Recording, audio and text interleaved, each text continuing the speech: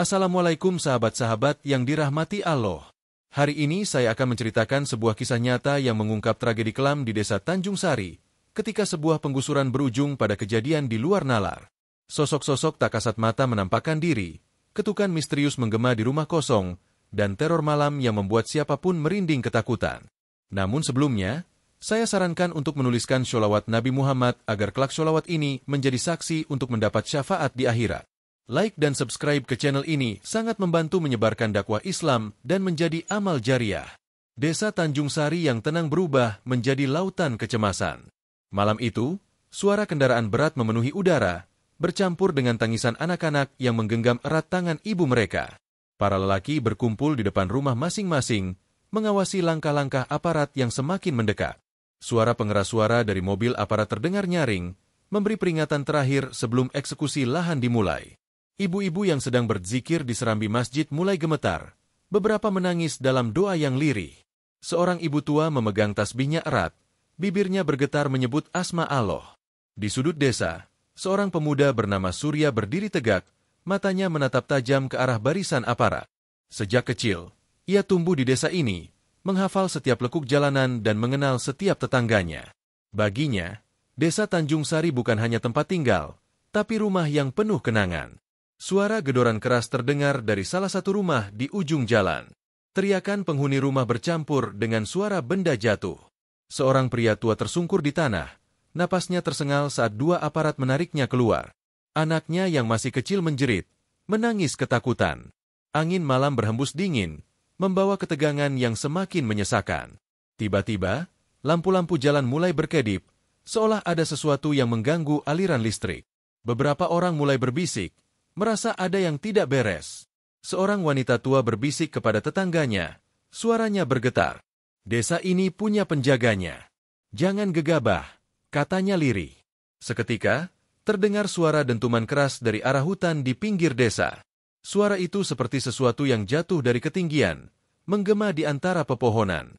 Beberapa orang menoleh ke arah hutan, sementara yang lain tetap fokus pada penggusuran yang sedang berlangsung. Suasana semakin mencekam. Dan di saat itulah, seseorang melihat sosok hitam berdiri di atap salah satu rumah yang akan digusur. Bayangan itu diam, tapi tatapannya terasa menusuk ke arah kerumunan. Bayangan hitam itu tetap berdiri di atas atap, tubuhnya tegap dengan tatapan yang tajam ke arah aparat yang sedang melakukan penggusuran. Beberapa warga yang melihatnya langsung bergidik, sebagian mundur sambil merapatkan tubuh.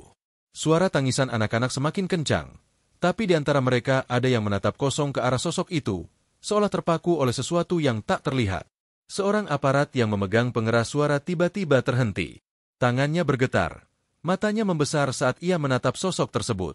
Mulutnya terbuka, ingin mengatakan sesuatu, tapi suaranya tercekat di tenggorokan. "Pak, di atas atap," bisik salah satu petugas lainnya. Pemimpin eksekusi melirik ke arah yang ditunjuk anak buahnya. Alisnya mengernyit, mencoba mencari tahu apa yang mereka lihat. Tapi saat ia menoleh ke atap rumah yang ditunjuk, sosok itu menghilang begitu saja. Hanya tersisa langit malam yang kelam, dihiasi awan gelap yang mengambang rendah. Tiba-tiba, angin bertiup kencang, membawa aroma aneh yang menusuk hidung. Bau tanah basah bercampur dengan wangi melati yang begitu kuat, seakan memenuhi seluruh desa dalam hitungan detik. Warga yang masih bertahan mulai panik. Beberapa orang tua merapatkan tangan mereka, berdoa dalam hati. Suara langkah kaki bergema di jalanan tanah desa. Seseorang, atau sesuatu, sedang berjalan perlahan di antara kerumunan. Namun, tidak ada yang bisa melihat siapa yang melangkah. Hanya suara yang jelas terdengar, beriringan dengan desiran angin yang semakin dingin. Seorang bocah kecil tiba-tiba menjerit dan menunjuk ke arah jalan. "Ibu, dia ada di sana!" teriaknya dengan suara gemetar. Semua mata langsung tertuju ke tempat yang ditunjuk anak itu. Samar-samar, terlihat sesosok perempuan berbaju putih berdiri di tengah jalan. Rambutnya panjang menjuntai, wajahnya tertutup bayangan. Ia tidak bergerak, hanya diam seperti mengawasi. Beberapa aparat mulai kehilangan ketenangan. Salah satu dari mereka menarik senjata, tapi tangannya gemetar hebat. Sebelum ada yang bisa berkata apa-apa, lampu-lampu di desa tiba-tiba padam total. Kegelapan menyelimuti seluruh Tanjung Sari. Hanya suara angin, tangisan tertahan, dan langkah kaki misterius yang terdengar. Kegelapan total melingkupi desa Tanjung Sari. Suara angin yang berdesir kini terdengar seperti bisikan yang berulang-ulang, mengelilingi warga dan aparat yang masih berdiri di tempat. Beberapa orang berusaha menyalakan senter, tapi cahaya yang keluar redup, seakan ada sesuatu yang menghisap terang di desa itu. Di tengah keheningan, suara langkah kaki itu kembali terdengar, kali ini lebih dekat. Seperti ada yang berjalan di antara mereka, tapi tidak terlihat. Napas warga mulai memburu, sebagian memeluk anak-anak mereka erat, berharap kegelapan ini segera berlalu. Tiba-tiba, salah satu aparat berteriak keras. Tubuhnya terjatuh ke tanah, tangannya mencengkeram lehernya sendiri. Wajahnya memucat, matanya melotot ke langit. "Tolong, ada yang mencekik saya." Suaranya serak, nyaris tak keluar. Dua orang rekannya buru-buru menolong, menarik tangannya yang mencengkeram leher sendiri. Tubuhnya bergetar hebat, seperti ada kekuatan tak terlihat yang menindihnya. Saat mereka akhirnya berhasil melepaskan cengkeraman itu, ia langsung terbatuk keras, seolah baru saja kehabisan napas. Seorang ibu tua yang sejak tadi diam di serambi masjid berbisik pelan. "Ini sudah dimulai." Mereka tidak terima. Di kejauhan, samar-samar terdengar suara perempuan tertawa pelan. Suaranya melayang di udara, berputar-putar di sekitar mereka. Suara itu terdengar nyaring, tapi tak ada yang bisa memastikan dari mana asalnya. Surya berdiri mematung, keringat dingin mengalir di pelipisnya. Ia merasakan hawa aneh yang menusuk ke tulangnya, sesuatu yang membuat tengkuknya meremang. Matanya menyapu sekitar, mencari sosok perempuan yang tadi terlihat di jalan. Namun, perempuan itu sudah tidak ada di tempatnya. Sebagai gantinya, di sudut desa yang paling gelap, terlihat bayangan hitam bergerak. Sosoknya tinggi, dengan tubuh yang tampak samar dalam gelap. Bayangan itu perlahan mendekat ke arah mereka. Langkahnya tak bersuara, tapi aura yang dibawanya begitu kuat hingga beberapa orang langsung jatuh terduduk. Napas mereka tercekat oleh rasa takut yang luar biasa. Kemudian, terdengar suara ketukan pelan di salah satu rumah yang sudah kosong. Sekali, dua kali, tiga kali. Suara ketukan itu semakin keras, bergema di seluruh desa, seolah ada yang ingin masuk. Ketukan itu terus terdengar, semakin lama semakin cepat, seperti ada sesuatu yang tak sabar ingin masuk. Warga yang masih bertahan menatap rumah kosong itu dengan wajah ngeri. Mereka tahu betul, tidak ada seorang pun di dalam. Rumah itu adalah salah satu yang pertama kali dikosongkan sebelum penggusuran dimulai. Seorang bapak tua gemetar sambil bergumam, "Rumah itu, dulu milik Pak Raden. Dia meninggal di dalam, tubuhnya tidak ditemukan sampai sekarang." Ketika ucapannya selesai, ketukan itu berhenti. Suasana kembali sunyi, hanya angin yang berhembus pelan di antara pepohonan. Beberapa aparat mencoba mengatur napas, meyakinkan diri bahwa ini hanya kebetulan belaka. Namun, tiba-tiba pintu rumah itu terbuka dengan sendirinya. Engselnya berdecit, menimbulkan suara nyaring yang menusuk telinga. Tidak ada yang berani bergerak. Di dalam rumah yang gelap, samar-samar terlihat bayangan seseorang berdiri di ambang pintu. Bayangan itu mulai melangkah keluar. Lampu-lampu yang sebelumnya padam tiba-tiba berkedip beberapa kali, menyorot sosok itu dengan cahaya redup.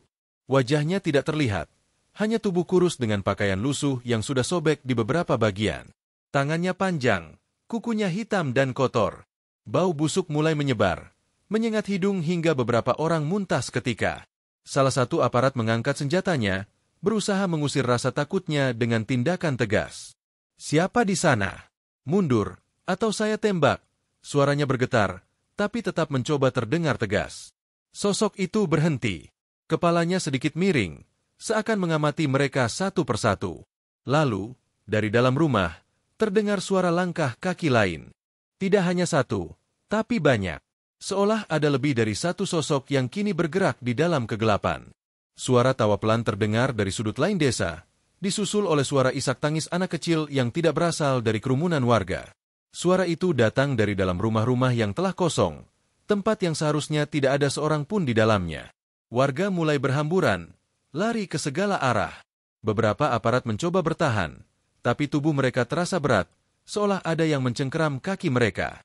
Surya yang sejak tadi diam kini menarik lengan ibunya, mencoba membawanya menjauh dari tempat itu.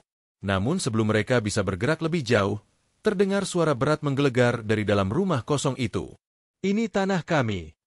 Suara itu tidak seperti suara manusia. Suara berat itu bergema di seluruh desa, membuat siapapun yang mendengarnya merasakan getaran di dada. Udara mendadak terasa lebih berat, seperti ada sesuatu yang menekan dari segala arah. Beberapa warga langsung jatuh bersimpuh, menangis ketakutan. Di depan rumah kosong, sosok tinggi kurus itu tetap berdiri. Kini, kepalanya menunduk perlahan, seakan menatap tanah di bawah kakinya. Tiba-tiba, dari dalam rumah, muncul lebih banyak bayangan. Mereka bergerak tanpa suara, hanya siluet hitam yang semakin lama semakin jelas. Seorang aparat yang sejak tadi menahan ketakutannya, akhirnya memberanikan diri menarik pelatuk. Suara tembakan menggema di udara, tapi tidak ada yang jatuh. Sebaliknya, suara tawa lirih kembali terdengar, kali ini lebih dekat. Tiba-tiba, aparat yang menembak itu terhempas ke belakang seakan ada tangan tak terlihat yang menghantam dadanya. Tubuhnya terguling beberapa kali di tanah, lalu terdiam. Matanya terbuka, tapi kosong. Bibirnya bergerak-gerak, seperti berusaha mengucapkan sesuatu, tapi tidak ada suara yang keluar. Surya menggenggam tangan ibunya lebih erat. "Bu, kita harus pergi dari sini," bisiknya dengan suara tertahan. Tapi sebelum mereka bisa melangkah, tanah di bawah kaki mereka bergetar pelan, seolah ada sesuatu yang bergerak di bawahnya. Beberapa warga lainnya juga merasakan hal yang sama. Tanah yang kering mulai retak, dan dari celahnya, muncul sesuatu yang membuat bulu kuduk berdiri. Tangan-tangan pucat, kurus, dan penuh tanah, merayap keluar seolah mencoba mencapai permukaan. Salah satu warga menjerit histeris, lalu pingsan seketika. Tangan-tangan itu bergerak perlahan, beberapa mencengkeram udara kosong, sementara yang lain menarik sesuatu yang tak terlihat dari dalam tanah. Di tengah kekacauan itu, sosok perempuan berbaju putih yang sebelumnya berdiri di tengah jalan kini muncul kembali. Wajahnya masih tertutup bayangan, tapi suaranya terdengar lebih jelas. "Ini tanah kami, ini rumah kami." Suara itu diikuti oleh jeritan panjang yang memekakkan telinga. Semua orang yang mendengarnya langsung menutupi telinga mereka, tapi suara itu tetap menembus hingga ke dalam kepala. Di kejauhan, suara adzan subuh mulai berkumandang dari masjid kecil di pinggir desa. Suara itu seperti tamparan keras yang menghentikan semuanya. Sosok-sosok hitam yang tadi memenuhi desa perlahan mundur, bayangan mereka menghilang satu persatu. Tangan-tangan dari dalam tanah melemas, lalu kembali tertarik ke dalam bumi. Udara yang berat perlahan terasa lebih ringan. Suara tawa dan isak tangis menghilang. Surya menarik napas panjang, menyadari bahwa teror malam itu akhirnya mulai mereda. Namun, saat ia menoleh ke arah rumah kosong itu, sosok perempuan berbaju putih masih berdiri di sana. Kali ini, wajahnya sedikit lebih terlihat. Matanya kosong, tapi bibirnya menyunggingkan senyum kecil yang membuat dada terasa sesak. "Kami belum pergi," bisiknya pelan sebelum akhirnya menghilang bersama embusan angin terakhir sebelum matahari terbit. Matahari mulai merayap di ufuk timur, membelah sisa-sisa kegelapan yang masih menyelimuti desa Tanjung Sari. Kabut tipis menggantung di udara, menciptakan suasana ganjil yang membuat siapapun merasa waspada. Warga yang selamat masih berdiri dalam diam, mencoba memahami apa yang baru saja terjadi. Beberapa orang berpegangan satu sama lain, sebagian lagi sibuk menenangkan anak-anak mereka yang masih gemetar ketakutan. Di antara puing-puing rumah yang setengah hancur, Surya berdiri mematung. Napasnya masih memburu, tubuhnya terasa lemas setelah semalaman dihantui kejadian yang sulit dijelaskan oleh akal sehat. Ia menatap rumah kosong tempat sosok perempuan berbaju putih terakhir kali muncul. Pintunya kini tertutup rapat, seakan tidak pernah terbuka sebelumnya. Namun, tanah di depan rumah itu masih menunjukkan bekas retakan, mengingatkan pada tangan-tangan yang merangkak keluar dari dalam bumi. Salah satu aparat yang tersisa berjalan mendekat dengan wajah pucat. "Kita harus segera pergi dari sini. Ini bukan tempat kita," katanya dengan suara bergetar. Pemimpin eksekusi yang biasanya tegas kini tampak kehilangan wibawa. Matanya cekung, wajahnya penuh keringat. "Penggusuran dibatalkan," katanya lirih, nyaris seperti gumaman yang ditujukan untuk dirinya sendiri. Ia lalu melangkah mundur tanpa berkata-kata lagi, meninggalkan lokasi kejadian dengan langkah tergesa-gesa. Suara-suara sisa malam itu masih terngiang di telinga Surya. Suara ketukan, suara langkah kaki tak kasat mata, tawa perempuan yang menggema, serta bisikan terakhir sebelum sosok itu menghilang. "Kami belum pergi." Tiba-tiba, ibu tua yang tadi malam berzikir di serambi masjid berjalan menghampiri Surya. Wajahnya penuh keriput, tapi sorot matanya tajam dan penuh pemahaman. "Dulu, sebelum desa ini ada, tanah ini adalah makam tua," katanya pelan. "Banyak orang dikuburkan di sini, Tapi kemudian desa ini dibangun di atasnya tanpa memindahkan jasad mereka. Arwah mereka tidak tenang. Surya menelan ludah, merasakan hawa dingin kembali merayap di tengkuknya. Jadi, yang tadi malam kita lihat, mereka yang terusir, seperti kita, ibu tua itu tersenyum getir. Hanya saja, mereka tak bisa pergi kemana-mana. Mereka tetap di sini, selamanya. Angin pagi bertiup pelan, membawa aroma tanah basah dan sisa-sisa dupa yang masih tertinggal di udara. Di kejauhan, suara ayam berkokok terdengar biasa, seakan tidak pernah terjadi apa-apa di desa Tanjung Sari. Tapi bagi mereka yang mengalami malam itu, desa ini tidak akan pernah sama lagi. Hikmah dari kisah ini dapat kita ambil dari firman Allah dalam surat Al-Baqarah ayat 2. Zalikal kitabul la raiba fihi hudal lil muttaqin. Inilah kitab, Al-Quran, yang tidak ada keraguan di dalamnya, sebagai petunjuk bagi orang-orang yang bertakwa. Kisah ini mengajarkan kita bahwa dunia ini bukan hanya dihuni oleh manusia, tetapi juga oleh makhluk-makhluk lain yang Allah ciptakan. Terkadang, manusia dengan kesombongannya merasa berhak atas segalanya, tanpa memikirkan akibat dari perbuatan mereka. Penggusuran tanpa mempertimbangkan sejarah dan kehormatan tempat seringkali membawa akibat yang tidak terduga. Seperti dalam kisah ini, kita diingatkan bahwa ada hal-hal yang tidak bisa dijelaskan oleh akal manusia, namun nyata keberadaannya. Setiap kejadian yang menimpa kita adalah bagian dari ketetapan Allah. Ujian datang dalam berbagai bentuk, dan hanya dengan keimanan serta ketakwaan kita bisa menghadapi segala sesuatu dengan tenang. Salah satu cara untuk menjaga diri dari gangguan makhluk tak kasat mata adalah dengan memperbanyak zikir, membaca ayat suci Al-Quran, dan tidak meninggalkan sholat. Namun perlu diingat, kisah ini dibuat dengan nuansa fiktif yang menyerupai kejadian nyata agar kita bisa mengambil hikmah dan pelajaran dari dalamnya. Tujuan dari cerita ini bukan untuk menakuti, melainkan untuk mengingatkan bahwa sebagai manusia, kita harus selalu menjaga adab, menghormati sesama, serta tidak serakah dalam mengambil hak yang bukan milik kita. Terima kasih telah menonton cerita ini sampai akhir. Jika sahabat-sahabat menyukai kisah ini, jangan lupa untuk like, subscribe, dan tinggalkan komentar di bawah. Semoga cerita ini bisa menjadi pengingat bagi kita semua, agar selalu berada dalam lindungan Allah.